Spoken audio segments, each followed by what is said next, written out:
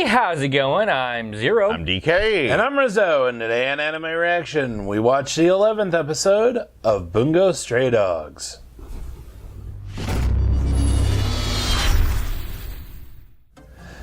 If you want to check out our reaction to the 11th episode of Bungou Stray Dogs, hit that link in the description below. And be sure to give us feedback in the comment section because we love hearing from you. And as always, if you like what you see, subscribe to Otaku Saga, and don't forget to like and share our videos. And thanks for watching. So, on this episode of Bungou Stray Dogs, it was split into two. A tale of two episodes, because they are vastly different. First of all, well, we had a different cold opening too. So in the cold opening, it showed Atsushi coming to the Armed Detective Agency's office, Freaking out about what they were going to do with Kyoka. Yeah. And then he opens the door, and it turns out not to be a big deal because everybody thinks that she's adorable, which she is. Of course she is. She's in a maid outfit. Yeah, and they just. I'm fairly certain she would look good in anything. Head out of anything. But that bit between the boss and her, I'd like to stay here. I'd like to stay here.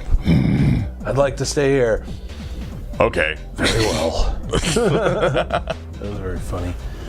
Then after the opening, the first part is about the blonde woman in the Port Mafia. A bit of fallout from the fight. Yeah, basically. A transport ship. God, I can never remember his name. The Rashomon bastard. Kutagawa. Yeah, Kutagawa. He is in some pretty bad shape. Well, he got exploded. He fucked up royally. Yeah. But so he's in a coma, and then so she's getting. Emo in a coma, I know. Anyway, so she's getting. Well, she's kind of in trouble with the Port Mafia at the moment. Yeah, he's incapacitated, so she gets the flack for his fuck up. Yeah, and then also their subordinates are being unruly, I suppose, because she doesn't exactly have the. She doesn't command the respect that a Kutagawa does. Yeah. That's a good way to put it. Yeah, she was basically a supervisor because Arakawa respected her, and everybody else respected Arakawa. Right? I guess more or less. And then we get a bit with the Rashomon bastard getting abducted. I don't know why, but Rashomon's so much easier for me to remember. It really is. But Sasuke. So he gets abducted by another force, and then when she's told about it, she immediately jumps up, runs to one of the Port Mafia's armories, loads up, gets strapped. Yeah. It works pretty well at first, mostly because apparently the guys in the other force were shooting blinks. Must have been. Because they shot off probably about 300 rounds in that fight and only hit her 3 times. 300 rounds in that fight, and most of them... Yeah, most of them were from very close range with no cover. And shooting at a standing still target. Yeah. How? Unless you move so fast. I'm gonna have to say that was either it was supposed to be like that, or that was one of the worst animated gunfight scenes that I've seen in a while. Possibly ever. Yeah, that was bad. That was horrible. And then the fact that she threw a grenade in there in the first place, and it did. And they were all bunched up too. They were all bunched up. She threw in a grenade, and it did absolutely nothing. Yeah, all of them should have been Swiss cheese. Yeah, it didn't even do any damage to the building, or the stuff in the building. Come on, yeah, that part wasn't done very well.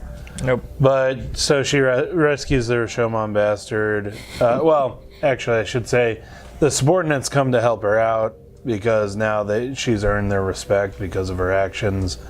She rescues the Rashomon bastard, and all's well that ends well, I guess. I really didn't like the first part. If only, I didn't like it if only because the gunfight was horrible. Well, no, it wasn't even that. I wasn't liking it before that part because... it attempted to humanize it Port attempted Mafia. to humanize the Port Mafia, and I didn't really feel that that was necessary. Okay, necessary, yeah. I mean, just the whole scene. It's just just the whole A right. part. I wasn't A really part. crazy about. Then we get the B part. We're back at the detective agency, and some police officers show up, bringing them a case, which is the case of a van that got blown up. I kind of like how they describe it and how it actually happened. A vehicle exploded in motion, and then you see it, the crime scene, And it's like on the third floor of a, 3 stories up. 3 to 5 stories up on a high rise. Just That's like one of those pictures that I saw of a car hanging by its two left wheels on a electric wire. Yeah. how? Yeah. But yeah, basically what it had to have been moving quite fast, and then the explosive was underneath and blew it up into the air while it was moving. It's the only way. Straight up. Yeah, like, boom! Yeah, because it landed just perfectly straight Yeah, in the window. it javelined into the fucking window. Anyway, But yeah, give him like the so nonchalant description, Kenji, that the was country funny. bumpkin, and Atsushi are put onto the case. Go get him. And Atsushi learns the ways of Kenji. Oh, Kunikina realizes what's happening and calls them the best and worst team. Yeah. Basically, Kenji has this like country demeanor, like just the friendly, kind of naive, well, very naive country demeanor, and it just like I guess makes people trust him no matter what he says, because there's a couple times where Atsushi has, is like arguing against what he's saying, and Kenji just stands there smiling, and Atsushi's like, "Oh yeah, you must be right."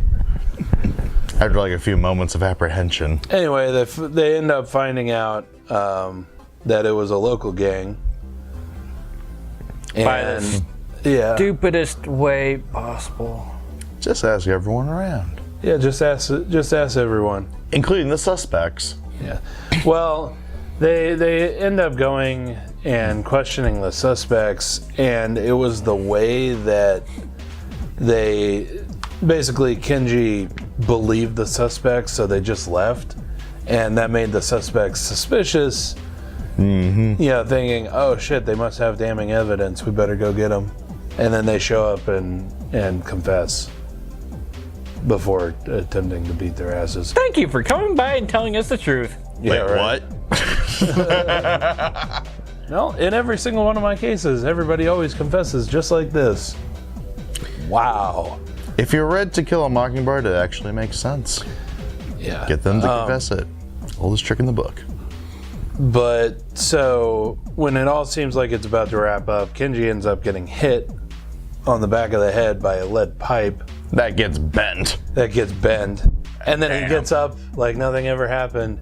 And then very calmly, With a smile on his with face. a smile no on less. his face, goes and picks up a van and starts beating people with it. And then rips a sign out of the ground and starts beating people with it. Picks up the other van, starts beating people with it. Damn. As it turns out, he has super strength. But Only when he's hungry. The ultimate in hangry. right. Don't eat a Snickers. You're not strong when you eat a Snickers. But yeah, that part was very funny. And then we get a little bit of a stinger at the end showing Dazai. Still hasn't told the agency that he escaped.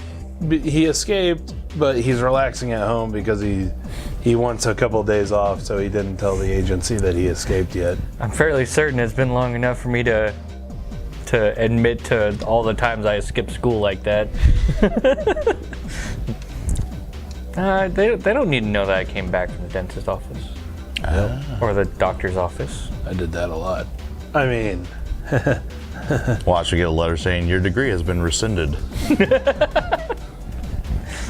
okay. Anyway. Not worth much anyway. Yeah. Anyway, so let us know what you thought of the anime, what you thought of our reaction in the comment section below. Yep, thumbs up if you like it, thumbs down if you don't. But that's going to do it for this episode of Anime Reaction. As always, I'm DK. I'm Zero. And I'm Rizzo. See you next time.